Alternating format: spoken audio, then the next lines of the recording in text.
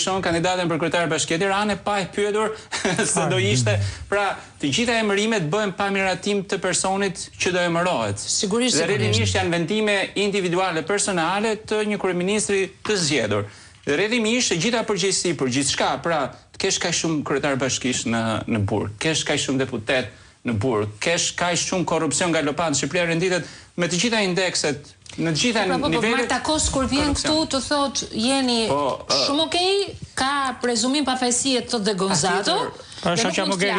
Nuk e dia e kanë thënë sot për Mogherinin këtë gjë, pra prezumimin e pafajësisë etj etj, presta thon. Patjetër, leti lihet drejtësisë të veprojë dhe drejtësia nuk ka pse të mbrohet me imunitetin dhe pushtetin. Për të mbrojtur. Sikur se po ndodh me zonjën Mogherini, që i është hequr imuniteti apo si thua pasaporta diplomatike, nuk e di. Po, është hequr. Edhe ato jam shumë i sigurt që nesër do largohet nga pozicioni rektores së Kolegjit të Europës. Jam shumë i sigurt për këtë gjë. Pra, të njëjtën gjë duhet të marrin të njëjtin model. Unë kujtoj një rast. Në Spanjë, mos gaboj jo më larg se 3 apo 5 muaj më parë, doli një skandal ku disa deputetë, dhe mos gaboj dhe ministra, kishin shkruar në CV-n e tyre diploma që nuk e kishin. Po. Thjesht kishin shkruar, nuk është se kishin treguar diploma të falsifikuara. Dhe menjëherë pasi u bë ky skandal, dhan dorëshe.